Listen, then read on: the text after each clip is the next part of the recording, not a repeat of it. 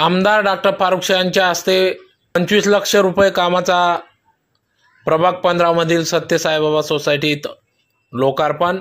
याबाबत वृत्त असे की महानगरपालिका क्षेत्रात मूलभूत सोयी सुविधांचा विकास योजना अंतर्गत प्रभाग क्रमांक 15 येथील सत्य साईबाबा सोसायटी नामदेव महाजन ते उमेश पाटील ते मनोज ठाकूर यांच्या घरापर्यंतचा रस्ता काँक्रिटीकरण व गटार कामाचा 25 लाख रुपये खर्चाच्या कामाचा लोकार्पण आमदार डॉक्टर फारुख शाह यांच्या हस्ते करण्यात आला। या कार्यक्रमाप्रसंगी परिसरातील महिलांनी या ठिकाणी गेल्या अनेक वर्षापासून सदर रस्ता होत नसल्याने आमदार डॉक्टर फारुख शाह यांच्याकडे निवेदन देऊन विनंती केली होती।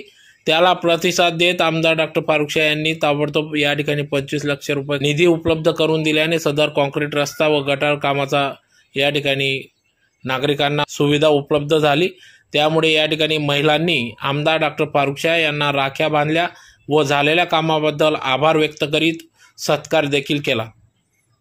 यावेळी या कार्यक्रमाप्रसंगी आमदार डॉक्टर फारुख शाह यांच्यासह डॉक्टर दीपश्री नाईक, प्यारेलाल पिंजारी, इक्बाल शहा, डॉक्टर शराफत अली, आसिफ शहा, शिवाजी पिंगळे, शहाजी शिंदे, रघुनाथ पाटील, मनोज ठाकूर, निंबा मासोडे, रमेश जोशी, इरामन पाटील, MP बागुळ, SN महाजन, भैया बच्चाव, महेंद्र पाटील आदी सर्व स्थानिक नागरिक या ठिकाणी उपस्थित होते। तर कार्यक्रमाचे सूत्रसंचालन प्राध्यापक प्रीती वहाने मॅडम यांनी केले। तर यावेळी या कार्यक्रमाप्रसंगी उपस्थित महिलांनी आमदार डॉक्टर फारुख शाह यांना राखी बांधून दुर्लक्षित भागात रस्त्याचे काम करून बहिणींना भेट दिल्याबद्दल आभार व्यक्त करण्यात आले। तुम्ही बॅकला जा साहेब। सर्वप्रथम माझ्या सर्व महिला भगिनींना रक्षाबंधनाची शुभेच्छा देतो। आज प्रभाग क्रमांक 15 येथे सत्य साईबाबा कॉलनी, शिवतारा कॉलनी या परिसरात काँक्रीट रस्त्याचा लोकार्पण माझ्या हस्ते करण्यात आलेला आहे।